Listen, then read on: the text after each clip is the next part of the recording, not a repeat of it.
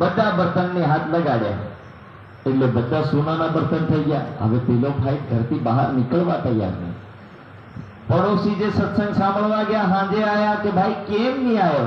કે કામ હતું એટલે નહીં આવ્યા. પણ ધીરે કરીને પડોશીને ખબર પડી કે કોઈ દાબી જેવી બેન રહેશે આના ઘરમાં અને બધા બર્તન સોનાના. એવું પણ બર્તન કોઈ બચ્યું નહીં જે સ્ટીલ અને લોખંડનું હોય. એટલે પાણી ભરવા વાળી કુવા પર પાણી ભરવા ગયું. હવે ખબર પડી કે આ તો સોનાના ગુણિયા લેવા છે. હવે પછી બાયોમાં વાત કે અમારે એક દાદી આવી કે દાદી હાથ ને કરે સોનું બની જાય કે ચા માટે લાવજો ને કે મારે ત્યાં. પણ કે દાદી ચા માટે આવતી જ નથી. કે કરવાનું શું? કે એની દાદીનો નિયમ છે જે સત્સંગ કથા સાંભળવા જાય એને ઘર જાતી નથી. ઈ એવાને ઘરે જાય જે સત્સંગ નહીં સાંભળતો હોય. હાવ એક પછી એક લાઈન લાગી છે. આખો પ્રયોગ સત્સંગમાં બંધ થઈ ગયો.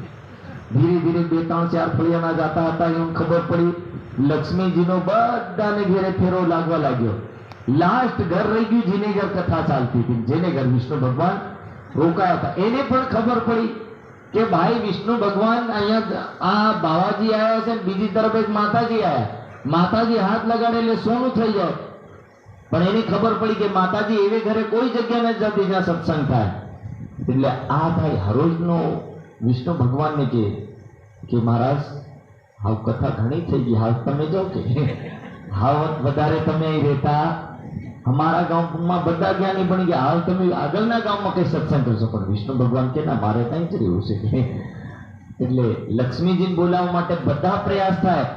પણ હવે જેને ઘર રોકાય કંટાળ્યો હાથ પકડીને બાહ પકડીને કાઢવાની તૈયારી થઈ. એટલામાં લક્ષ્મીજી પહોંચી ગયા. બોલે સ્વામી આનું નામ ભગત કહેવાય છે. કોને સમજાડી આ વાત? વિષ્ણુ ભગવાનને સમજાડી કે સ્વામી આનું નામ ભગત કહેવાય. લક્ષ્મી આવે ને તો ભલા ભલા ભગત બદલાઈ જાય. બીજું બધી વાત છે પણ લક્ષ્મીજી આવે તો ભલા ભલા ભગત બદલી જાય. નિજાનંદ સંપ્રદાયની એક સોનાની કડાઈ હું આવી આખા જામનગરમાં વાત ફેલાઈ ગઈ. તો એટલે મહારાજા દેવચંદ્રજી નામનો ઈ મહારાજ બોલે આ સોનાની કડાઈ અને ચમચી વાલે. બસ આ વાત ફેલાઈ. અહીંયા प्रसंग से मंडान के मंडान सुंदर साथ आते भाई लोगों की भीड़ जमने लगी कि आप चमत्कारी बाबा है. और यही भीड़ के कारण से सुंदर साथ की भीड़ों भीड़ और भीड़ लगी रहती है. ये बात पद्मा बहन ने देखी. पद्मा बहन ने गोवर्धन भाई ने आવીને કીધી કે વાત તો બિલકુલ સાચી હતી કે આજ મેં મારી આંખોએ દેખી. જે કઈ ઘટના અજબાઈ બતાવે છે એ અજબાઈ અક્ષરશઃ સત્ય બોલે છે. મેં આજે હુનાની કડાઈ દેખી છે. એટલે ગોવર્ધનભાઈ કે આ કંઈક જાણવા જેવું છે.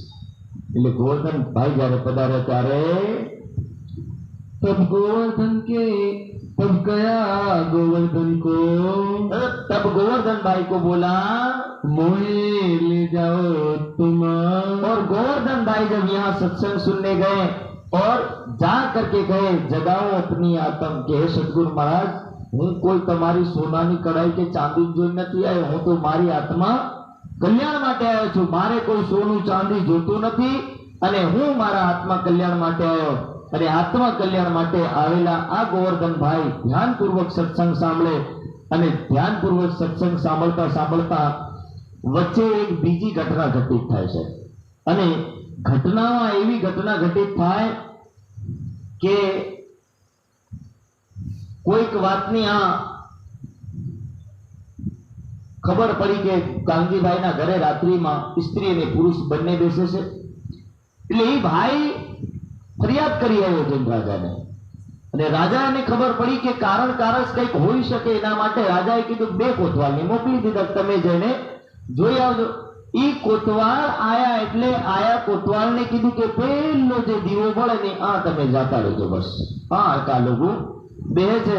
હવે આ બંને સૈનિકો દીવાની પાછળ પાછળ દોડે છે પણ દીવો હાથમાં આવતો. આખી રાત દીવાની પાછળ દોડ્યા. એક ભાઈ 24 કિલોમીટર દૂર ધરોલમાં જઈ નીકળ્યો. જામનગર થી કઈ નીકળ્યો? ધરોલમાં 12 કોસ દૂરી પર.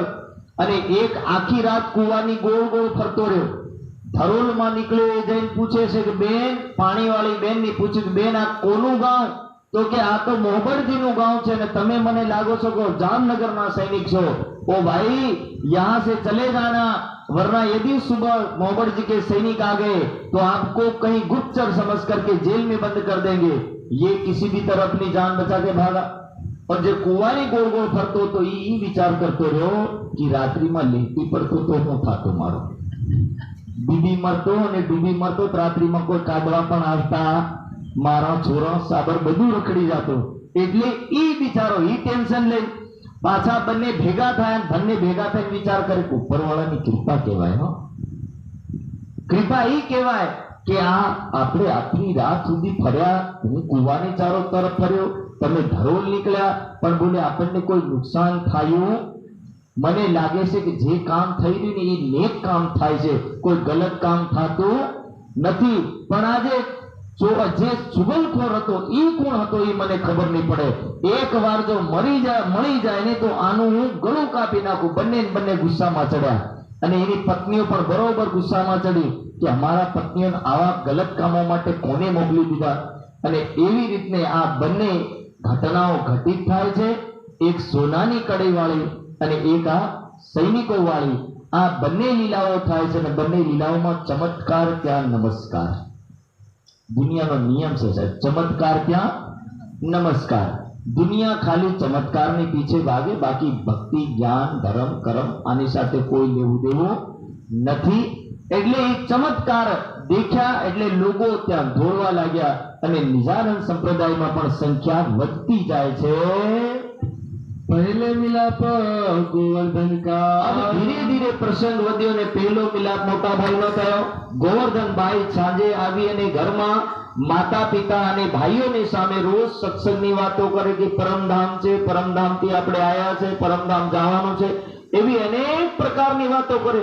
અને આ વાતોને સાંભળીને ગોવર્ધન ભાઈ જે કઈ વાતો કરે છે એ વાતો કઈ ઉતરે છે મેરા ઠાકુરના દિલમાં, અને મેરાજ ઠાકુરના દિલમાં વાતો ઉતરે। બાકી ઘરવાળાને એટલો બધો ફરક નથી પડતો, પણ આ 12 વર્ષનો જે બાળક છે ને એ 12 વર્ષના બાળકના હૃદયમાં આ વાતો ઉતરવા લાગી અને ધીરે ધીરે આ વાત ગ્રહણ કરવા લાગે છે। तब कया गोवर्धन को, तब कया गोवर्धन को, गोवर्धन भाई को क्या बोला, मोए ले जाओ तुम। कहने लगे ओ भैया आप सत्संग સાંભળવા જાઓ છો, મને પણ જોડે લઈ જાઓ, મારે પણ સત્સંગ સાંભળવો છે અને સદગુરુનું દર્શન કરવું છે। કયાએ મોસો નહી, ગોવર્ધન ભાઈ કહેને લગે ઓ ભાઈ આપ હજી નાના છો, 12 વર્ષના છોકરાને ત્યાં કઈ કામ આવતું નથી। નાના છોકરાઓ માટે સત્સંગ નથી, તમારે તો હજુ રમવાનો ટાઈમ, આવા ટાઈમમાં સત્સંગ સંભળાય નહીં એમ કરીને મોટો ભાઈ ના પાડે, પણ નાનો ભાઈ જીત પકડે છે। तब गोवर्धन के संग, तब गोवर्धन भाई के साथ चले श्री महाराज, महाराज ठाकुर गोवर्धन भाई ની સાથે ચાલી પડે, નીકળી પડે છે। અરજ કરી ગોવર્ધને, ગોવર્ધન ભાઈ હાથ છોડાવીને જાય છે। મહારાજ ઠાकुर રડતા રડતા પાછળ મંદિર સુધી પહોંચી જાય, સત્સંગ સભા સુધી પહોંચી જાય છે અને ગોવર્ધન ઠાकुर અંદર પ્રવેશ કરે। મહારાજ ઠાकुर દરવાજા પર ઊભા છે, એટલામાં સદગુરુ મહારાજ જઈને સુઅરજી કરી।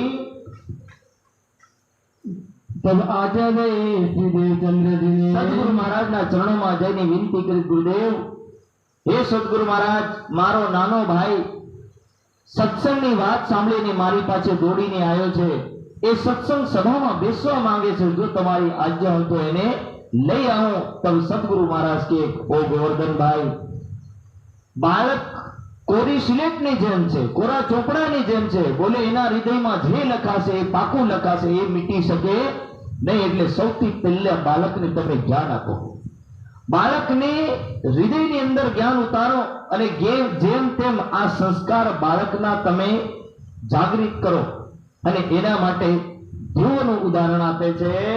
ધ્રુવ કો ચરણ ભગવાન કે, ચરણ ભગવાન કે ધ્રુવની માતાએ અને પિતાની ઘટનાની અંદર ધ્રુવ એના પિતાની ખોળામાં બેસવા જાય અને પિતા નાની રાણીના છોકરાને ખોળામાં લઈને બેઠા હતા। ધ્રુવ કે પાપા મારે ખોળામાં બેસવું છે, પણ એના પિતા મહારાજ ના પાડી દે। ત્યારે ધ્રુવ રડતો રડતો એની માં પાસે આવીને કે હે માતા, પિતાજી મને ખોળામાં બેસવા નથી દેતા, ત્યારે એની માં કહે છે, બેટા આ તો નાશવાન સિંહાસન છે, આ એક નાનકડું રાજ્યનું સિંહાસન છે, તું તો ત્રિલોકી નાથના ખોળામાં બેસ, આ દુનિયાનો એક અખિલ રાજા છે એવો વિષ્ણુ ભગવાન, એવા વિષ્ણુ ભગવાનના ખોળામાં તારે બેસવું જોઈએ. બાળકના હૃદયમાં વાત ઉતરી ગઈ, બાળકના દિલમાં વાત ઉતરી ગઈ. બાળક એવું વિચારવા લાગ્યું કે આખિર મારે તો ખોળામાં બેસવું છે. પછી માને ધીરે કરી પૂછ્યું, માં એ ભગવાન મળે કઈ જગ્યાએ? તો કે બેટા એનો મંત્ર જાપ કરવો પડે, ભગવાનને બોલાવવા પડે, નિમંત્રણ આપવું પડે, ત્યારે ભગવાન આવે ને એના ખોળામાં બેસાડે. ધ્રુવ રાત્રિને માં છીપકીથી બહાર નીકળીને જંગલમાં જઈને સાધના કરીને મંત્રથી આવાહન કરે છે. વિષ્ણુ ભગવાનનું આવાહન કરીને વિષ્ણુ ભગવાનને બોલાવી અને વિષ્ણુ ભગવાન પણ પૂછે, બોલ બાળક, આટલી 5 વર્ષની ઉંમરમાં તને એવી તો શું લાગણી લાગી જેના કારણથી તું તારા રાજ પરિવારને છોડી અને આ જંગલમાં આવીને બેઠો? ત્યારે બાળક કહે છે, ભગવાન મારા પિતાએ મને ખોળામાં નહીં બેસાડ્યો એટલે મારે તમારા ખોળામાં બેસવું, મારું બીજું કઈ છે? આ ખોળાની રટ લાગી અને આ નાનકડા બાળકે નાની ઉંમરની અંદર વિષ્ણુ ભગવાનને પ્રસન્ન કર્યા. વિષ્ણુ ભગવાન એ બાળકને ખોળામાં બેસાડીને કે તારા પિતાએ તને પુત્ર નહીં સ્વીકાર કર્યો, પણ પિતા મેં હું તેરા और पुत्र तू है मेरा, और पिता पुत्र का संबंध बनाया. विष्णु भगवान એ બાળકને આશીર્વાદ આપે, બેટા જ્યારે તું મને બોલાવીશ ત્યારે હું આવીશ. કહેવાનો તાત્પર્ય કે આ દુનિયાની અંદર બાળકનું દિલ એટલે એકદમ પવિત્ર દિલ. શાસ્ત્રોમાં લખ્યું કે નિશ્ચલ દિલ जिसका होता है वो बालक होता है. અને આ બાળકનું દિલ, સ્ત્રીનું દિલ અને પુરુષનું દિલ, આ ત્રણેય એક એક ગુણોનું પ્રતીક છે. બાળકનું દિલ પવિત્ર ને નિશ્ચલ દિલ છે. એમાં તમે લાફો મારો ને કોઈ બાળકને તો એ ખરાબ નહીં માને, અને 10 ગાળો કરો તો પાછું વળીને આવે ખોરાક દે. એટલે એની જેવું દિલ કોઈનું હોઈ શકે નહીં. એટલે લોકોએ કીધું કે બાળક ભગવાનનું રૂપ છે, બાળકને ભગવાનનું રૂપ કરીને વર્ણન કર્યું, કારણ કે એના જેવું દિલ નથી. અને નારીનું દિલ બીજા નંબર ઉપર કેમ વર્ણન કર્યું કે નારીનું દિલ સમર્પણમાં સૌથી આગળ છે. નારી જેટલું સમર્પણ કરી શકે એટલું સમર્પણ પુરુષ કદાપી નહીં કરી શકે છે. એટલું એના માટે કહું કે તમને ખાલી એક જ ઉદાહરણ પૂછું, એનો તમે જવાબ આલો ને તેનું ક્લિયર થઈ જાય. નારી સસુરાલમાં આવીને બર્તન સાફ કરી શકે, કપડાં ધોઈ શકે, દામાદને પૂછી ભાળો, કોઈ દામાદ એના સસુરાલમાં જઈને બર્તન અને કપડાં ધોઈ શકે? ઉત્તર મળે, કોઈ દામાદ નહીં ધોઈ શકે. બોલો શ્રી પ્રાણનાથ. કારણ કે આ વસ્તુ નારી કરી શકે, બાકી પુરુષ કરી શકે નહીં. નારી પૂર્ણરૂપથી જ્યારે સસુરાલ આવે ત્યારે એનું ઘર માની એને સર્વસ્વ સમર્પણ કરે, અને વગર ઓળખેલા માણસની પણ એની ઓળખ તો માને એને સ્વીકાર કરે. એટલે નારીનું સમર્પણ, એ સમર્પણનો ગુણ આધ્યાત્મિક જીવનની અંદર એક લક્ષણ લીધું છે નારીનું. બાળકનું દિલ અને નારીનું દિલ, આ બંનેના એક એક લક્ષણ. બાળકનું નિશ્ચલ રૂપી લક્ષણ અને નારીનો સમર્પણ રૂપી ગુણ, આ 2 ગુણ. અને ત્રીજા નંબરનો પુરુષનો એક ગુણ લીધો જેનું નામ ધૈર્ય છે. એવું નથી પુરુષ કામમાં નથી, એ બી કામ ના છે પાછા, એવું નહીં વિચારતા. બોલો શ્રી પ્રાણનાથ. પુરુષનો ધૈર્ય રૂપી ગુણ લીધો. ધૈર્ય રૂપી ગુણની અંદર કેવું એવું કહેવામાં આવે કે બાળક પણ ચંચલ હોય અને નારી પણ ચંચલ હોય, સ્થિરતા વધારે હોય નહીં. એ ધૈર્ય તોડી નાખે. દેખજો કોઈક મરે નહીં એટલે બધી નારીઓ રડે, પણ પુરુષ મારો ઓલે રડે નહીં, કારણ કે એને રડવું જ નહીં. જેના ઘરમાં મરે ને 1-2 પુરુષ રડે, બાકી પુરુષ કે શાંતિ રાખો, આવવાનું જવાનું થતું રહે, એનું ટેન્શન લેવું નહીં. એટલે આ ધૈર્ય વધારે હોય આ લોકોની અંદર, સહન શક્તિ વધારે હોય. એટલે નિશ્ચલતા, સમર્પણતા અને ધૈર્યતા, આ ત્રણેય ગુણ ભેગા થાય તો એવું કહેવામાં આવે કે ગમે તેવો ભક્ત હોય દુનિયાનો, આ ભક્ત એક દિવસ પરમાત્માને જલ્દીથી પ્રાપ્ત કરી જશે, પણ ત્રણેય ગુણ હાથે હોવા જોઈએ. એટલે સાધુ સંતોને દેખવાનું. પૂજ્ય સ્વામીજીના હું ઘણી વાર ગુણો જોઉં છે. ઈ બાળક જોડે રમે ને તો એવું લાગે કે વાસ્તવમાં બાળક જ છે. ગમે તેવું હોય, અમારા આશ્રમમાં તો અધિકતર નાના નાના છોકરાઓ ઘણી વાર આવે, અને સુંદર સાતના છોકરાઓ તો ઘણી વાર સ્વામીજીના પેટ ઉપર જઈને બેસે, સ્વામીજીના ખોળામાં જઈને બેસે, પણ સ્વામીજી એમને કોઈ દિવસ ભગાવે કે આમ નહીં કરે, એને સમજાવે, પ્રેમથી કંઈક ખાવા આપે, એને બેસાડી રાખે ત્યાં સુધી. બેસો. મારે એક છોકરો હતું, કાશ્મીરનું, એ કાશ્મીરનું એકદમ ગોરું ચિત્તું છોકરું, એટલે આખો દિવસ સ્વામીજીના રૂમની તરફ ગોળ ગોળ ફરે. ક્લાસ ચાલે ને એટલે એ બાથરૂમ જવું એમ કરીને સ્વામીજીની તરફ દોડીને જાય. હવે અમે વિચાર કરી કે જ્યારે અવસર મળે સ્વામીજી એમને કઈ કેવું નહીં, કારણ કે છોકરું તકરીબન 8 સાલનું, અને 8 સાલનું છોકરું પણ એ આખો દિવસ સ્વામીજીનો દરવાજો બંધ રહે એટલે દરવાજાના ગોળ ગોળ રાઉન્ડ પાડે, પણ એ સ્વામીજીથી દૂર થવા માંગે નહીં. કારણ શું? કારણ કે આ છોકરાઓ અને યોગી અને છોકરાઓનું દિલ, અને નારી અને યોગીનું દિલ, અને પુરુષ અને યોગીનું દિલ, આ યોગી બધા દિલો સાથે કનેક્ટેડ થાય છે. એટલે તમે દેખજો, ગમે તેવો પુરુષ હોય યોગી સાથે ભીગવે, ગમે તેવી નારી હોય યોગી સાથે ભીગવે, ગમે તેવું બાળક હોય યોગી સાથે ભીગવે. કારણ કે આ યોગીનું દિલ ત્રણેય ગુણો ઉપર કામ કરે. નારી તો નારી જેવું, પુરુષ તો પુરુષ જેવું. જ્યારે તમે સ્વામીજીની મમતા દેખો એટલે તમે વિચાર કરો કે માતા હું પ્રેમ કરે છે. માતા ફેલ થઈ જાય એટલો પ્રેમ. ખાલી એમને પૂછવાનું કે માતાનો પ્રેમ અને સ્વામીજીનો પ્રેમ. જ્યારે માતાને સ્વામીજીના પ્રેમની સરખામણી કરવામાં આવે ને તો ઘણીવાર બાળકો કન્ફ્યુઝ થઈ જાય, વિચારમાં પડી જાય, મારી માનો પ્રેમ વધારે છે સ્વામીજીનો પ્રેમ. આના બે પ્રેમમાં તોલવું બહુ ભારી પડે. એટલે આ બંને ગુણો અને ત્રણેય ગુણો એક સાધનાયુક્ત વ્યક્તિના જીવનમાં હોય એટલે એ સાધનાયુક્ત વ્યક્તિનું જે જીવન છે ત્રણેય ગુણો સાથે જોડેલું છે એવું સદગુરુ મહારાજ ગોવર્ધનભાઈને સમજાવે છે. અને તમે કે મહેરાજ ઠાકુરને લઈ આવો, તબ ગોવર્ધનજી મહારાજ ઠાકુરને લઈને જ્યારે અંદર પ્રવેશ કર્યા ત્યારે 12 બરસ तब आए चरणों लगे सदगुरु महाराज ના ચરણોમાં પ્રણામ કર્યા ને સિર પર ધરે હાથ યો 69 પાતિયા लिखिया हम तब भी सैया हम भी लिखी साथ. જેટલી પત્રિયા લખી ને 69 જે પત્રિયા લખી, પત્ર લખવામાં આવ્યા જાગણી બ્રહ્માંડના કાર્ય માટે, જાગણીના સેવા માટે શ્યામા મહારાણી સુંદર સાતના માધ્યમથી લખાડી, અને એ પત્ર સદગુરુ મહારાજના ચરણોમાં મહેરાજ ઠાકુરે પ્રણામ કર્યા અને પત્ર ત્યાં ખિસ્સામાંથી નીકળ્યા. એટલે સદગુરુ મહારાજ સમજી ગયા કે જાગણીનું અગલું તન આ છે.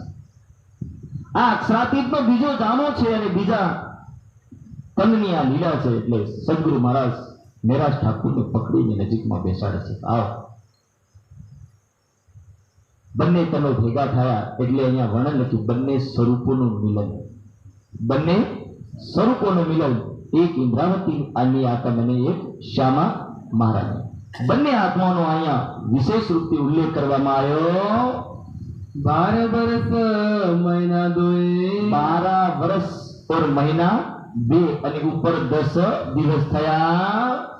સબસીડે ચંદ્રજી સો મિલે. આટલી કમ ઉંમરની અંદર આ બાળક મળ્યું, અને બાળક મળ્યું ત્યારે ખબર પડી કે આ તો પરમધામની આત્મા છે. પરમધામની આત્માના લક્ષણો અલગ હોય. એટલે કીધું ને 7 માહે સૈયા ધામ કી ઈમાન વાલી સિરદાર. કેશવ ઠાકોરના ઘરમાં સત્સંગ ગોવર્ધનજી રોજ સંભળાવે છે, રોજ એ વાતો કરે છે, પણ બધાના હૃદયમાં આ સત્સંગ ઉતરતો નથી. આ સત્સંગ કેવલના કેવલ મહેરાજ ઠાકોરના હૃદયમાં ઉતર્યો. એ કલશ હિન્દુસ્તાનીના શબ્દો છે. એ વાણી સુનતે जिनको आवेश ना आया अंग सो नहीं नीचे वासना जापो जी ढीलो करूं संग. કે આ વાણીના શબ્દોને સાંભળીને, આ જ્ઞાનને સાંભળીને કોઈના હૃદયની અંદર વ્યાકુળતા નથી આવતી, તડપ નથી જાગૃત થતી, તો સમજી લેવું કે આ પાકો જીવ છે. પછી એને વધારે સમજાવવા જેવું છે, એને જીવ સમજીને છોડી દેવું. પણ જો એના હૃદયની અંદર જો શબ્દ ઉતરી ગયા અને એ વારંવાર સમજવા માંગે તો સમજી જો કે પરમધામની આત્મા છે. आय के चरणों लगे जब चरणों में प्रणाम किया तभी सदगुरु महाराज ना चरणों में प्रणाम કર્યું અને પ્રણામ કર્યા પછી તબહી દૈનિદ અક્ષરાતીત की मेहर की दृष्टि पड़ी અને જાગૃત બુદ્ધિનું જ્ઞાન भी એ આત્માની અંદર ઉતર્યું. સાકુંડલ સાકુમાર ढूंढन की के हे मेराज ठाकुर अक्षरातीत की लीला अब शुरू हो रही है और साकुंडल और साकुमार की आत्म तुम्हारे तन से जागृत होने वाली. इसलिए ध्यान पूर्वक आ बन्ने आत्माओं ने जागृत करवानी है. तब तब ये चित्त में ग्रह लई। तब से मेरा ठाकुर ने दिल में ले लिया कि हवे मारे आ कार्य करવું અને આટલી કમ ઉંમરથી નિરંતર બંને ભાઈ સત્સંગમાં આવા જવાનું. એક તો સંસારિક નાતો મોટો ભાઈ અને નાનો ભાઈ, પરમધામનો નાતો આત્માનો, એટલે બંને ભાઈ એક સાથે મળીને સત્સંગ સાંભળવા જાય, પાછા આવે અને એક દિવસ સામલિયા ઠાકુરની આ વાત ગળે નહીં ઉતરી. સવારમાં જાય, સાંજે આવે, ઘેરનું કઈ કામ નહીં કરે, સ્વાભાવિક વસ્તુ, ની કમાય ની ધમાય ની કઈ કરે. આ ભાઈ આવે જાય અને આરામથી સત્સંગ સાંભળે. ત્યારે શું કે છે, एक दिन आए घर में, એક દિન જયારે ઘરમાં પધાર્યા ત્યારે बड़ा भाई करत स्नान। મોટો ભાઈ નાતો તો સ્નાન કરતો કરતો શું કે છે, कया तुम बिगड़े दो भाई। दोनों भाइयों को बोला तुम दोनों बिगड़ गए हो, किसकी सोबत में, गांधी भाई की सोबत में जाकर के और देवचंद्र जी की सोबत में जाकर के बिगड़ गए हो। भय काम काज से आसान, तुम काम काज से छूटे हो गए हो तो सोबत गांधी से। आ कोना कारण थी वगड़्या, तो के गांधी भाई ना कारण थी वगड़्या, और गुरु सोबत, और एक तुम्हारे गुरु के कारण से तुम बिगड़ गए हो। दोनों को निकाले सर से। बोले एक तो तुम्हारा गुरु ने અને આ ગાંધીભાઈ નું બંને બહાર કઢાડી, રાજ્યથી દેશ નિકાલો આપી દે. કારણ કે રાજપુત્ર છે, મંત્રીનો પુત્ર અને મોટો પુત્ર, એટલે મંત્રીનો દાવેદાર પણ ખરો. રાજ પરિવારમાં આવા જવાનું સતત. અને આ લોહાના ક્ષત્રિય છે સાહેબ, કનોજ જયચંદના રાજ્યના લોહાના ક્ષત્રિય છે. જયચંદ એક દિવસ હવન કરાવવા માંગે છે. હવન માટે બ્રાહ્મણોને બોલાવવામાં આવે, પણ બ્રાહ્મણ ના પાડી દે. બ્રાહ્મણ ના પાડે એટલે રાજપૂતોને બોલાવે છે, કારણ કે ગુરુકુલમાં રાજપૂત પણ ભણેલા હોય, એટલે હવન તો બધાને સાર્વજનિક રૂપમાં આવડતો. જેટલા ગુરુકુલમાં ભણેલા એ વગર હવન કર્યા વગર રહે નહીં. એ બ્રાહ્મણની પૂરી પદ્ધતિ જાણે, પણ કોઈ દિવસ હવન કરે નહીં. એટલે એમને બોલાવવામાં આવ્યા. અને આમનું જે પરિવાર હતું એ લોકોએ કીધું, દેખો અમે કોઈની રોજી પર લાત મારવા નથી માંગતા, જેનું કામ એને કરવા દો.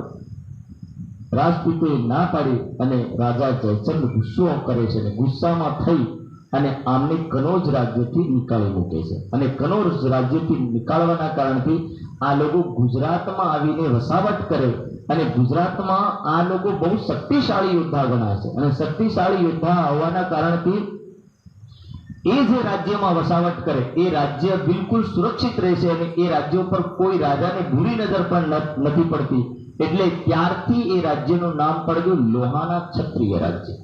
એટલે કે જે રાજ્યને જીતવું બહુ કઠિન છે. લોખંડની જેમ જેની સત્તા છે, એવો લોહ પુરુષને જેમ જેના લોગો છે, આવા લોહ પુરુષને જીતવું બહુ કઠિન છે. ત્યારે એ રાજપૂતોનું નામ લોહાના ક્ષત્રિય પાડવામાં આવ્યું. અને આવા આ બંને ભાઈ, એટલે ભાઈએ કીધું તમે વગડી ગયા, તમારા ગુરુભાઈ અને તમારા ગુરુજી બધાને હું કાઢી મૂકી. એટલે બંને ભાઈઓનું ખૂન ઉકળી પડ્યું, અને બંને ભાઈઓનું ખૂન ઉકળ્યું એટલે બંને તલવાર લઈને દોડ્યા. હવે મોટો ભાઈ નાતો નાઠો એટલે माँ पासल छिपाए। माँ ने कहा माता बचाओ और नहीं ये मार देंगे मुझे। और माता ने किसी भी तरह उसको अंदर दरवाजे में अंदर किया और दरवाजा बंद करके और वहां पर दरवाजे पर खड़ी रही और दोनों भाइयों को रोका। सांझ सुधी माता दरवाजा पर रही અને સાંજે કેશવ ઠાકુર પિતાજી ઘેર પધાર્યા ત્યારે પિતાજીને કીધું કે તમારા બંને છોકરાઓ જ મારા મોટા છોકરાને મારી નાખ્યા। એટલે એવું શું થયું? આજે ખાવા બધા ભેગા બેઠા એટલે વાત ખબર પડી। ભોજનના ટાઈમમાં વાતોમાં વાત નીકળી તો કે બંને છોકરાઓના ગુરુજી અને ગાંગજી ભાઈ ઉપર વાત કીધી અને આ ગુરુના અપમાનમાં આ સહન કરી શક્યા। આ ભાઈના શબ્દ પણ ગુરુના શબ્દને સ્વીકાર નહીં કરી શક્યા અને આવું અપમાન આ લોકોથી સહન નહીં થયું એટલે તલવારો કાઢીને પાછળ પડી ગયા હતા। આજે કે એક પુત્ર તો મરી જાતો મારો। એટલે કેશવ ઠાકુરે વિચાર કર્યો કે આમનો કોઈ તો તોડ કાઢવો પડે કારણ કે ઘરમાં વિવાદ ઉભો થાય। એટલે આ વિવાદને નિવારણ લાવવા માટે ધીરે કરીને કીધું બેટા તમારો જે ગુરુજી છે ને દેવચંદ્રજી એ ગુરુજી પણ બોલે કાનજી ભટ્ટ મહારાજના મંદિરમાં ભાગવત સાંભળતા હતા અને ગાંગજીભાઈ પણ કાનજી ભટ્ટ મહારાજના મંદિરમાં ભાગવત સાંભળતા હતા અને આ કાનજી ભટ્ટ મહારાજનું મંદિર આપણી નજીકમાં થાય, તમે 1-2 કલાક જાજો અને સાંભળી આવજો અને આખો દિવસ રાજ પરિવારનો કઈ ઘરનું કામ કરો. હવે આ વાત સમજાવી ત્યારે બંને ભાઈઓ કીધું, પિતાજી મહારાજ, અમારી શરત છે, જે અમે સવાલ પૂછીએ એ સવાલ જો કાનજી ભટ્ટ મહારાજ એનો જવાબ આપી દે તો અમે ત્યાં જવા માટે તૈયાર છે. એટલે પિતાજી કીધું, હા સારી વાત, કાલે તમે જે સવાલ પૂછવા માંગો એ સવાલ ત્યાં પૂછી લેજો. સવાર થઈને પિતા અને પુત્ર ત્રણેય લોકો નાઈ ધોઈ નીકળી પડ્યા મંદિર માટે. કાનજી ભટ્ટ મહારાજ મંદિરમાં બેઠા હતા. અરે પ્રણામ કરી અને બંને પુત્ર બેસી ગયા, પિતાજી બેસી ગયા. આમને સામને બેસીને વાત કરી. કેશવ ઠાકુરે કીધું કે મહારાજ, મારા બંને પુત્રાઓ તમારાથી કોઈક સવાલ જવાબ કરવા માંગે છે અને તમે આમના સવાલનો જવાબ શાંતિપૂર્વક આપજો. આવી રીતની વાત કરી. પૂછ્યું, શું પૂછ્યું જરા ધ્યાનથી સાંભળજો. तो पूछी दो भाई ने, બંને ભાઈઓને મળીને શું પૂછ્યું? भट्ट कितने गुण के लोग. પહેલો એક સવાલ પૂછ્યો. શું પૂછ્યું? ભટ્ટજી મહારાજ, ગુણ કેટલા? આ પહેલો સવાલ હતો. અને બીજું શું પૂછ્યું? કે ભટ્ટજી મહારાજ, લોક કેટલા છે? तत्व को कितने सही. ત્રીજો સવાલ પૂછ્યો કે તત્વ કેટલા છે? कितने प्रलय लोक. અને કેટલી પ્રલયો છે? સવાલ કેટલા થઈ ગયા? બધા બોલો ચાલો. બોલો શ્રી પ્રાણનાથ. સૈદ્ધાંતિક વાત આવી. સવાલ કેટલા થયા? તાણ. પહેલો સવાલ ગુણ કેટલા, બીજો સવાલ લોક કેટલા, ત્રીજો સવાલ તત્વ કેટલા અને ચોથો સવાલ પ્રલય કેટલા. બરોબર. દુનિયામાં ગમે તેવી ભક્તિ કરવા દો પણ આ ચાર સવાલનો જવાબ આવડવો જોઈએ. જો ચારનો જવાબ આવડી ગયો ને તો તમે બધા બરોબર ભક્તિમાં ચડી શકો. બાકી ચાર સવાલનો જવાબ નથી આવડતો તો કોઈકની કોઈક જગ્યા અટવાઓ. હવે પહેલો સવાલ જે પૂછ્યો એનો જવાબ ભટ્ટજી મહારાજે શું આપ્યો? ધ્યાનપૂર્વક સાંભળજો. કીધું કે રજોગુણ, તમોગુણ અને સતોગુણ. કેટલા ગુણ હોય માણસમાં? 3 ગુણ. રજોગુણ એટલે વચ્ચેનો માણસ, કામ કરે ને બધું કરે ને હરે ફરે ને બધું કરે, આનું નામ શું કહેવાય? રજોગુણી માણસ. તમોગુણ વાતમાં ક્રોધિત થઈ જાય, થાળીઓ ખકડાવે, લાઠી લઈ લે, ગમે તે જ્યાં કે ત્યાં ભડકી પડે, આનું નામ શું કહેવાય? તમોગુણી માણસ. વાતમાં ગાળો દી પાડે એટલે સમજી જાવ કે કઈ પ્રવૃત્તિનો માણસ છે? તમોગુણ. સતોગુણી કેવો? દાહ ગાળે દે તો ઉડી ચૂપ રહે, શાંતિ પ્રિય માણસ, એટલે આનું નામ શું કહેવાય? સતોગુણી. એટલે કે આ 3 પ્રકારના ગુણ પ્રકૃતિમાં પણ ખરા અને માનવમાં પણ ખરા અને પશુ પ્રાણીઓમાં પણ ખરા. બધી વસ્તુમાં છે. એવું નહીં કે આપણામાં ખાલી. આપણામાં અલગ રૂપથી કામ કરે, સંસારમાં અલગ રૂપથી કામ કરે, પણ વસ્તુ એની એ જ. જેમ કે લોખંડ ગાડીઓમાં સુધી હોય, ટ્રકમાં સુધી હોય અને શેડમાં સુધી છે, પણ શેડ વાળું લોખંડ અલગ અને ગાડીઓ વાળું અલગ એવું નથી. બધું સરખું લોખંડ પણ કામ અલગ અલગ. અહીં સાયડા માટે, કંઈ યાત્રા માટે, કોઈક વજન ઉઠાવવા માટે પણ લોખંડ તો લોખંડ કહેવાય. એવી રીતે 3 ગુણ અલગ અલગ જગ્યાએ કામ કરે છે. આપણામાં મનુષ્યમાં અલગ રીતે કામ કરે, પ્રકૃતિમાં અલગ રીતે કામ કરે, પશુઓમાં અલગ રીતે કામ કરે. તો 3 ગુણ બતાડ્યા. બીજો સવાલ શું હતો? કે લોક કેટલા? તો આધ્યાત્મિક જીવનની અંદર 14 લોકોનું વર્ણન આવે. કેટલા લોકોનું વર્ણન આવે? 14 લોકોનું. ગમે તેવી ભક્તિ કરો તમે, 33 કરોડ વાળા ક્યાં જાય? તો કે સ્વર્ગ જાય. બાકી કોઈ જગ્યા જાય ઈ શાસ્ત્રોનો માનો. ગમે તેવી ભક્તિ કરવા વાળો વ્યક્તિ ક્યાં જાય? તો બોલે સ્વર્ગ જાય. હવે સ્વર્ગ જાય અને બાકી કઈ જાય? તો કે વિષ્ણુ ભગવાનના અવતારને માનવા વાળા, 24 અવતારને માનવા વાળા જાય વૈકુંઠમાં. એટલે ટોટલ થઈ ગયા 14 લોક. અને 14 લોક શાસ્ત્રોમાં ધરતી ઉપર જ સ્વીકાર કર્યા છે અને બાકી અધિકતર લોકોનું માનું ધરતીથી નીચે પણ છે ને ઉપર પણ છે. એટલે અલગ અલગ લોકોનું અલગ અલગ રૂપથી માનવું છે, પણ વાસ્તવિકતા એ છે કે ધરતી ઉપર જ લોકોનું વર્ણન કરવામાં આવ્યું. તો નીચેના જે 7 લોક છે, અત્તલ, વિત્તલ, સુત્તલ, તલાતલ, મહાતલ, રસાતલ અને પાતાલ. ટોટલ કેટલા લોક થઈ ગયા? નીચેના 7. ધરતીની મેળવીને ટોટલ કેટલા થાય? 8. અને ઉપરના 6 લોકો બચી ગયા.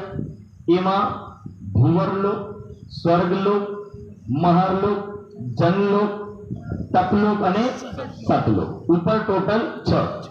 એટલે એવું કહેવામાં આવે કે ભાઈ તમે તપ કર્યું હોય તો તપલોકમાં જાઓ, બરોબર. ધર્મનું કામ કર્યું હોય તો મહરલોક જવામાં જાઓ. અરે વિષ્ણુ ભગવાન અને રામ ને કૃષ્ણ ને માન્યા હોય તો તમે કઈ જાઓ? વૈકુંઠમાં જાઓ. અને કોઈની માન્યું હોય અને જે મળે એના બધા માન્યા હોય તો તમે સ્વર્ગમાં જાઓ. અને હિમથી પણ કોઈની માનત નરકમાં જાઓ, પણ જાઓ ખરા. બોલો શ્રી પ્રાણનાથ. જવામાં કોઈને રોકવામાં આવતું બધી જગ્યાએ જવાય. સ્વર્ગમાં જાઓ, બાકી કોઈને કઈ જગ્યાએ નહીં જવું તો ધરતી પર ગોળ ગોળ ફરવું, આ પણ નિયમ બનાય. એટલે આ થઈ ગયું 14 લોક. હવે ગમે તેવી ભક્તિ કરે એટલે માણસ જઈ જઈને દોડે એટલે કઈ ઉપરનો જે 14 નંબરનો લોક છે ને, નીચેથી ગણો તો ઉપરનો 14 નંબરનો લોક ગણાય. તો ઉપરનો જે સતલોક છે, અધિકતર લોકો બોલે ત્યાં જ અટવાય, એનાથી આગળ જાતા નથી. એટલે ભટ્ટજી મહારાજે કીધું ભાઈ 14 લોક છે સંસારમાં. ગોવર્ધનભાઈ અને મેરા ઠાકુર આ સવાલ પૂછ્યો. હવે તીસરા નંબરનો સવાલ શું પૂછ્યો કે ભટ્ટજી મહારાજ પ્રલય કેટલી? તો કે 4. પહેલી પ્રલય કઈ? તો કે જેટલા હરદન મરે ને, કોઈ ગામમાં મરે, દાહોદમાં મરે, ગમે ત્યાં મરે, પણ મરે તો ખરાશ. એટલે કે જેટલા મરે એ નિત્ય પ્રલય કહેવાય. નિત્ય એટલે કે રોજ કોઈની કોઈ જગ્યા મરે. જરૂર નહીં કે ગામમાં મરે, એક જિલ્લામાં મરે, આ જિલ્લામાં નહીં મરે, બીજા જિલ્લામાં મરે, પણ મરે તો ખરા. એટલે એનું નામ શું પડ્યું? નિત્ય પ્રલય. નાશ થવું, પ્રલયનો બીજો અર્થ છે નાશ થવું, ખતમ થઈ જવું. પછી નૈમિત્તિક પ્રલયમાં વર્ણન નૈમિત્તિક પ્રલયનું આવ્યું ત્યારે વિષ્ણુ પુરાણની અંદર લખ્યું છે કે ભાઈ નૈમિત્તિક પ્રલય ક્યાં સુધી? તો બોલે સ્વર્ગ સુધીના બધા લોકોને લઈ કર નાખશે. અને પ્રાકૃતિક પ્રલય ક્યાં સુધી? તો બોલે 14 લોકોનો પણ લઈ થઈ જાય. અને મહાપ્રલય તો કે જે કઈ દેખાઈ ગયું ને આખું બ્રહ્માંડ ખતમ થઈ જાય.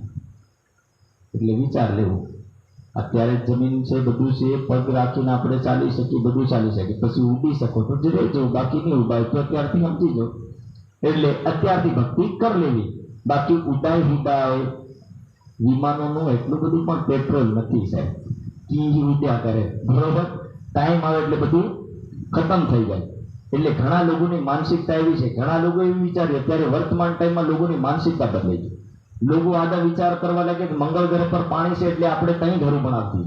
એટલે આદા લોકો તો ત્યાં જવા લાગ્યા કે ધરતીનો નાશ થવાનો છે તો આપણે મંગળ ગ્રહ જતા રહી. પણ બ્રહ્માંડ લઈ થઈ જાય તો મંગળ ગ્રહ પણ કામ આવે નહીં. બધું એક સાથે સપાટ થઈ જાય, એનો કોઈ ભરોસો નહીં. ઉપર વાળો સૂર્ય છે ને વગર થમનો લટકેલો છે, ધરતી કરતા 12 કરોડ મોટો છે, કોઈ સામાન્ય મોટો નથી. આ ધરતી એની સામે બહુ નાનકડી વસ્તુ છે. એના કરતા કઈ ગુણો મોટો. ઈ સ્પીડમાં નીચે ગરે ને તો ધરતી તો એવું સમજો કે જેમ મોટા ટ્રકની સામે સ્કૂટર ભટકાયું, બીજો કોઈ માર્ગ નહીં. એ સ્કૂટર ભટકાય તો સ્કૂટર વાળાનું ભજ્યું પણ આત્મા નહીં આવે, એવી દશા થઈ જાય આ ધરતીની. એટલે વર્ણન કરે કે ગમે તેવી ભક્તિ કરો પણ દુનિયામાં પ્રલય આવી તો કોઈ માણસ બચી શકે નહીં. એટલે આ 14 લોકના બ્રહ્માંડમાં મહાપ્રલય એટલે આ જે કઈ દેખાયું એકદમ ખતમ થઈ જાય, સાફ થઈ જાય, કોઈ બચે નહીં. અને આ ની બચે એની પહેલા આપણે સાવધાન થઈને ભક્તિ કરી લેવી એટલે આપણે પરમાત્માને ઘર સુધી પહોંચી જાય. બાકી નહીં સમજણ પડે તો નહીં કરો તો કઈ વાંધો નહીં, એમાં કોઈ રોકટોક છે નથી. પણ ભાઈ સમય રહેતા સાવધાન. એવું કહેવામાં આવે કે સમયસર વગર કામનો ઇન્દ્ર પણ પ્રવેશ ન કરવા દેતો સ્વર્ગમાં, બરોબર. ખાલી એક જ વ્યક્તિ ઉઠાવીને લઈ જાય જેનું નામ યમરાજ, એ નરકમાં લઈ જાય, બાકી બીજો કોઈ લઈ જાય. વિષ્ણુ ભગવાનને ઘેર જાવ ને તો એ પણ પૂછ્યા વગર એ પણ ભરાવા દે નહીં. એટલે નરક ખાલી વગર ટાઈમનો દરવાજો ખુલી, ધર્મશાળાની જેમ ખુલ્લું રહે, એમાં કોઈ દરવાજો બંધ થતો નથી. એટલે કષ્ટ ભોગવવો તો પહોંચો, બાકી પહેલે ભક્તિ કરીને સાવધાન થઈ જાય એટલે આપણે આરામથી આત્માનો ઘર મળી જાય. હવે આ 3 ગુણ લોક પૂરા થઈ ગયા, પ્રલય પૂરું થઈ ગયું. હવે હું બાકી રહી ગયું તત્વ. 5 તત્વ દુનિયામાં. કેટલા તત્વ?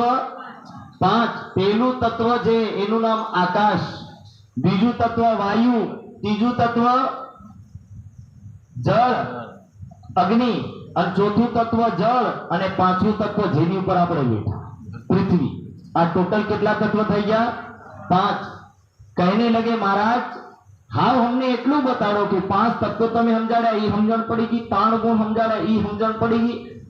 4 પ્રલય સમજાડી, એ પણ સમજણ પડી ગઈ. 14 લોક સમજાય, એ પણ સમજણ પડી ગઈ. હાવ અમને એટલું સમજાડો કે જે પરમાત્મા વસ્તુ છે આના 14 લોકમાં કયા લોકમાં બેહે. મેન મુદ્દો અહીં આવી નક્કી નો. પરમાત્મા નામની વસ્તુ કયા લોકમાં બે? કોઈ કે બાયકુંઠમાં બે તો વિષ્ણુ ભગવાન કારે. બાયકુંઠ કોનું ધામ છે? વિષ્ણુ ભગવાનનું. કોઈ કહે સ્વર્ગમાં રહે તો ઇન્દ્ર ક્યાં જાય? સ્વર્ગનો માલિક ઇન્દ્ર, વૈકુંઠનો માલિક વિષ્ણુ ભગવાન, બધા એક એકના લોકના માલિક છે. તો બોલે આ પરમાત્મા કઈ જગ્યા રહે? તો ભટ્ટજી મહારાજે ભાગવત અનુસાર કીધું ક્ષીરસાગર મારે. શું કીધું? ક્ષીરસાગર મારે. તો આ બંને ભાઈઓએ અગલો સવાલ ઉભો કર્યો.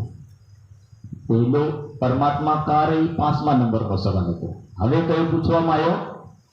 ગણજો ભાઈ, અમે હજી મહેનત કરી છે યાર. 50 કિલોમીટર રોજની ગાડી લઈને આવું છું. બોલો શ્રી પ્રાણનાથ. જો એટલું સમજણ નહીં પડે તો વારી પડે. 6 નંબરનો સવાલ શું પૂછવામાં આવ્યો? કે મહારાજા ક્ષીરસાગર કઈ જગ્યાએ આવ્યો? 14 લોકમાં આવ્યો કે 14 લોકના બહાર આવ્યો? તો ભટ્ટજી મહારાજ કહેવા લાગ્યા, એ તો ધરતી ઉપર આવ્યો. કઈ આવ્યો? એ ધરતી ઉપર આવ્યો.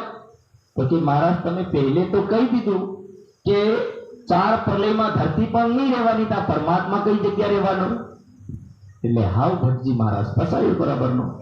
14 લોકથી તમે 15મા લોકનું તો વર્ણન કરીને જ્યાં ભગવાન રહે, પરમાત્મા રહે, બાકી ધરતી ની રે, ક્ષીરસાગર ની રે, 14 લોક ની રે.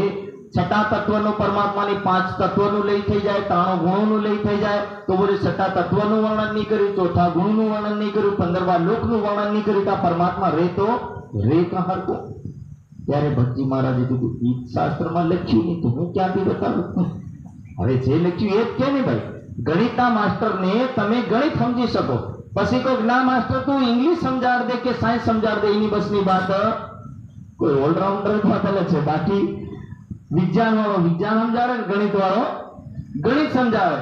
એવી રીતે ભટ્ટજી મહારાજની આ લોકોનું જ્ઞાન હતું પણ આગળનું જ્ઞાન હતું નહીં. ત્યારે આ ભાઈઓ અને પિતાજી, ત્યારે પિતાજીને ખબર પડી ગઈ મારા છોકરાનું જ્ઞાન આનાથી કંઈક ઉપરનું છે. કોને ખબર પડી? કેશવ ઠાકોરને. કેશવ ઠાકોરને ખબર પડી કે મારા છોકરાનું જ્ઞાન આના કરતા કંઈક ઉપરનું જ્ઞાન છે. તબ કીધું કે ભટ્ટજી મહારાજ તમે સવાલના જવાબ આપ્યા, તમારો બહુ બહુ ધન્યવાદ. અને થોડીક દૂરી પર લાવી કીધું બેટા તમે જીમ કરો એમ હા હું તમારું નામ લઉં, કારણ કે તમારું જ્ઞાન અને તમારી ભક્તિ ઊંચી છે. આ બધી ભક્તિઓનો માર્ગ હજુ થોડો નાનો પડે. એટલે આ મેન મહારાજ જયારે સમજણ પડી ત્યારે ભટ્ટજી મહારાજ ને ખબર પડી કે નિજાના સંપ્રદાયનું જ્ઞાન ઊંચું કેમ છે. અને કેશવ ઠાકોરને પણ આ વાત સમજણ પડી. એટલે દુનિયામાં આ જ વસ્તુ હું પણ સમજાવવા માંગુ છું. ગમે તેવો દેવ હોય છે એ 14 લોકથી બહારનો નહીં કહેવાય. એટલી વાત તમે ગળે બાંધીને જાજો. બોલો શ્રી પ્રાણનાથ. ગમે તેવો દેવ હોય પણ એ 14 લોકથી બહારનો કહેવાય નહીં. ખાલી એક જ ભગવાન છે જેનું નામ આદિ નારાયણ, એ 14 લોકથી ઉપર રહે. અને એના ઉપર બીજું છે એનું નામ અક્ષર બ્રહ્મ, અને એનાથી ઉપર છે માલિક રે એનું નામ છે પરમાત્મા. એટલે પરમાત્મા કોઈ દિવસ આવા 14 લોકના બ્રહ્માંડમાં આવતા નથી. એ કઈ અલગ રહે અને આ દેવ ભગવાન અલગ રહે. એટલે બંનેની વસ્તુ અલગ અલગ છે. હા, જેમ કંપનીનો માલિક કોઈક વાર કંપનીમાં રાઉન્ડ મારવા આવે, બાકી હર વાર મારવા નહીં આવે. મારે દિનેશભાઈ અહીં બેઠા છે, પાછળ બેઠા, એમને પૂછવાનું કે રિલાયન્સનો જે માલિક છે ને અંબાણી, એ કેટલી વાર રાઉન્ડ મારવા આવ્યો તેમને પૂછવાનું. કયા 1-2 વાર કદાચ આવ્યો, બાકી આવે એ બહાર જ બેહી રહે. બાકી કામ કોણ કરે? કંપનીના મેનેજર થી લઈને સુપરવાઇઝર થી લઈને તમામ લોકો કામ કરે. પણ એ કંપનીના માલિકનું કામ નથી, કંપનીમાં ભીટાય. હા, નાના મોટા હોય એ વાત અલગ છે. એટલે આ 14 લોકનો આ જે બ્રહ્માંડ છે એવી રીતની અનેકો કરોડો બ્રહ્માંડો છે, નાના નાના. અને નાના નાના જેટલા બ્રહ્માંડો છે એના બ્રહ્મા, વિષ્ણુ, મહેશ, દેવી દેવતાઓ બધા અલગ અલગ છે. અને અલગ અલગ દેવી દેવતાઓને અલગ અલગ કામ સોંપ્યું. જેમ કે ને કે હર રાજ્યનો મંત્રી અલગ હોય પણ પ્રધાનમંત્રી એક હોય, એવી રીતે હર બ્રહ્માંડના બ્રહ્મા, વિષ્ણુ, મહેશ અલગ છે, એમાં કોઈ શક નથી. પણ બ્રહ્માંડનો સ્વામી કેવલ એક પૂર્ણ બ્રહ્મ સચ્ચિદાનંદ છે. તો આ વાત આના પ્રસંગના માધ્યમથી સમજાવવા માંગે છે. હવે ધીરે ધીરે પ્રસંગ આગળ વધ્યો અને બંને ભાઈ મળી અને સત્સંગ સભામાં જાય છે. 24 વર્ષ સુધી સાથે મળીને ભક્તિ કરી અને સાથે મળીને ભક્તિ કર્યા પછી એક દિવસ એવો થયો કે મોટા ભાઈનું મરણ થઈ ગયું, ગોવર્ધન ભાઈનું ધામગમન થયું. હવે મેરાજ ઠાકુર એકલા રહી ગયા અને મેરાજ ઠાકુરની ઉપર બંને બોજ આવી ગયો, સંસારિક બોજ પણ અને આધ્યાત્મિક બોજ પણ. એટલે મેરાજ ઠાકુર સંસારના કાર્યો કરે છે અને આધ્યાત્મિક કાર્યો બંને કાર્યો કરે છે. શ્રી રાજ તરફ રથે સંસારના કાર્યો કરતા કરતા રાજ તરફ રહેવાનું, એટલે કે સંસારના કાર્યોમાં પણ પરમાત્માને યાદ કરવા વગર એમનો દિવસ નીકળતો નથી. ઘરમાં બેસીને પણ ભક્તિ તો કરે અને કરે છે. રમે બીજકોસર હોજ રમે પરમધામના ચિતવનમાં મનનમાં ડૂબેલા રહે છે. ભલે ઘરનું કાર્ય કરે તોય છતાં એક દિન શ્રી ચર્ચાનિત વિચારી ચર્ચા નિત વિચારી સદગુરુ મહારાજના ચરણોમાં આવીને ચર્ચાને જ્યારે સાંભળે છે ત્યારે મન મેં બડો વિલાસ ખુશી અને આનંદ આવે છે. સદગુરુ મહારાજના ચરણોમાં બેસીને આનંદ લે છે આ ચર્ચાનો. નિત્ય શ્રી રાજસો રોજિંદા સદગુરુ મહારાજના માધ્યમથી જે ચર્ચા થાય અને એ ચર્ચાનો આનંદ અને સદગુરુ મહારાજના માધ્યમથી રાજ્યનું પણ દર્શન કરે છે ત્યારે એક દિન શ્રી મહારાજ કો એક દિવસ મહારાજ ઠાકુરના મનમાં વિચાર ઉત્પન્ન થયો કે સદગુરુ મહારાજ પરમધામને જોવે તો હું કેમ નહીં જોઉં. અને આ સવાલને જાણવા માટે સાહેબ આ વ્યક્તિએ મહારાજ ઠાકુરે સૌથી પહેલું મનમાં વિચાર્યું મારામાં કંઈક અવગુણ અને ભૂલ હોય, એના કારણથી શાયદ મને પરમધામ નથી દેખાતું. એટલે જેટલી ભૂલો હતી એને સુધારવા લાગ્યા. બજારમાં જાય, મનની ચેકિંગ કરે કે મારું મન હોટલ તરફ નથી દોડતું, ધ્યાન રાખજો. શું મનની ચેકિંગ કરે કે મારું મન હોટલ તરફ તો નથી દોડતું, જલેબી, કચોરી, પાણીપુરી જે કઈ એમાં મારું મન નથી દોડતું, એ ચેકિંગ કરે. બજારમાં જાય પછી ધીરે ધીરે મનમાં વિચાર કર્યું કે સંસારની તરફ, રૂપિયા તરફ મારું મન નથી જતું. એ બધી વસ્તુનું ચિંતન કરે છે અને ચિંતન કરીને જે વસ્તુ એમને ઠીક લાગે રાખે, બાકી જે ગલત લાગે એને છોડવા લાગે છે. એક દિવસ મનમાં એ પણ વિચાર આવ્યો કે આ સોના ચાંદી એ પણ એક મોહમાયા છે. તો સદગુરુ મહારાજના ચરણોમાં જઈને સોંપી આવ્યા. તમે નહીં સોંપો આવતા છે. બોલો શ્રી પ્રાણનાથ. બરોબર, સંસારનું જે કઈ છે એમાં આનંદ લો. બાકી તે ટાઈમમાં આ તો મહારાજ ઠાકુરના મનના એક ભાવ હતા અને એ ભાવોની અનુસાર મહારાજ ઠાકુરનું જે વર્ણન છે એ આત્મા એક તડપી ઉઠે છે. અને હકીકત હું તો એવું માનું છું કે માયા કોઈ દિવસ કોઈને કઈ કહેતી નથી, માયા કોઈને બાદ પણ નથી ભરતી. બાદ તો ખાલી આપણે ભરીએ. સોનું સીધું નથી કીધું હું ગળામાં પહેરાઈ જાઉં, પહેરવા પણ આપણે છીએ અને તિજોરીમાંથી કાઢીએ પણ આપણે. એટલે સોનું આકર્ષણ નથી કરતું પણ આકર્ષિત આપણે થાય છે. એટલે માયા આપણી અંદર છે, વસ્તુની અંદર માયા નથી. તમે વિચાર કરો કે ગમે તેવી વસ્તુ હોય, એ વસ્તુ તમને નહીં બોલાવે, તમે એની વસ્તુ તરફ જાઓ. એટલે માયા કઈ પડી? વસ્તુમાં કે આપણામાં? આપણામાં. આપણે માયાને એ વસ્તુની તરફ આકર્ષણ છે, એ આકર્ષણથી કાઢવાનું છે. વસ્તુ છોડવાની જરૂરત. તમે કરોડોનું સોનું પહેરીને ફરો પણ તમારી અંદર નિર્મોહિતા છે, કોઈના સોનાનો કોઈ મતલબ નથી.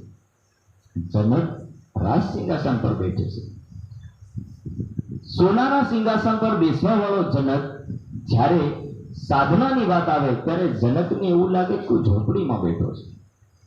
જનક સબકુછ છોડીને વિરાજમાન છે. રાસપાટ સંભાળતા છતાં જનક સદગુરુના એના ગુરુના ચરણોમાં સમર્પિત છે અને જનકની કોઈ માયા પ્રભાવિત નથી કરતી છે.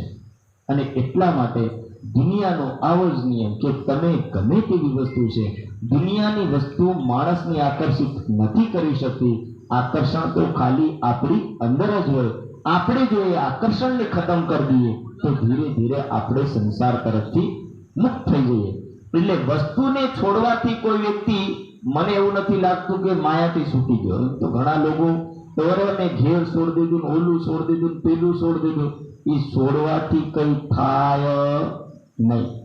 તમે એની ઉપર જઈને બેહો તો કઈ વાંધો નહીં, પણ એની ઉપર જઈને બેહો તો પણ તમને આકર્ષણ નહીં થાય. આનું નામ ભક્તિ છે. બોલો શ્રી પ્રાણનાથ.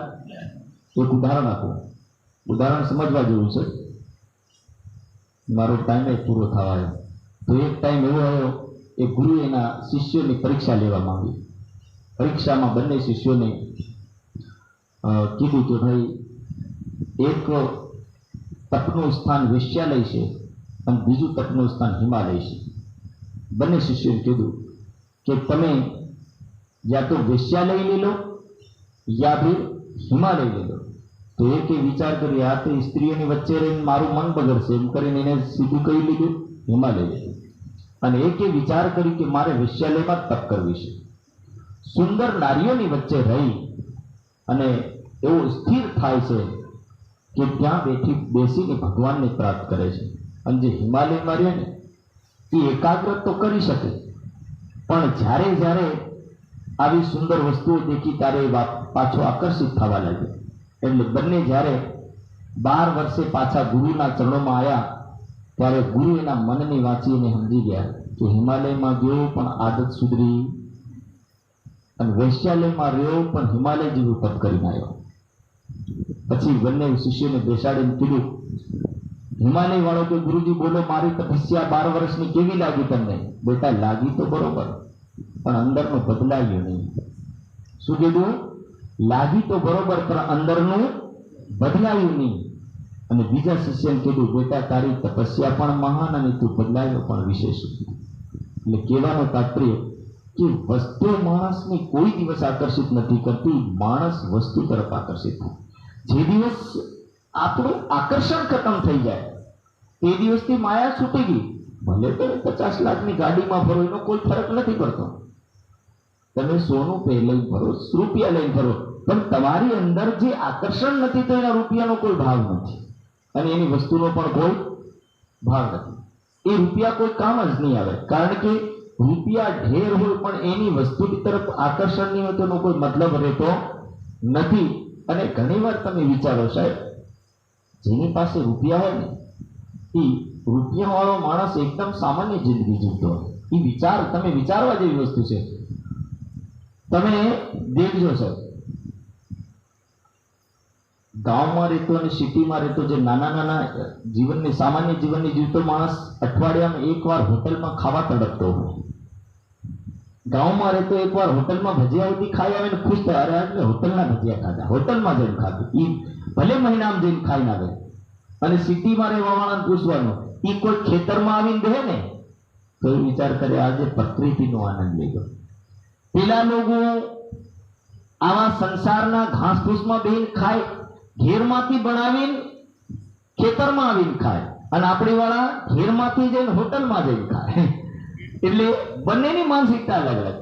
તમારે ઉદાહરણ સમજવું ને તો સમજવું, આજે સતી તોરણ વાળો એરિયો છે ને, હવે 10 દિવસની અંદર કે 15 દિવસમાં દેજો જે એટલા દાહોદના છે ને, એ લોકો અધિકતરના રસ્તામાં સાંજે 7 વાગ્યા સુધી ફરિયાદ કરે. આદા બધા સાંજનું ભોજન અહીં એના જંગલમાં જ જઈને કરે. બીજું તો તમને કોઈક વાર એવો અવસર મળે ને તો અહીંયા બાઇક લઈને રાઉન્ડ મારજો, એટલે તમને ખબર પડશે મહારાજ કેટલા સાચું કેતા ગલત કેતા. બજારમાંથી ઘરમાંથી ભોજન લઈ જઈને કઈ કરે? સતી તોરણના આ ડુંગરોમાં જઈને. અને ગામ વાળા કઈ જઈને કરે? હોટલોમાં જઈને. હવે તમે વિચાર કરો, ઓલા આનાથી પરેશાન અને આ પેલાથી પરેશાન.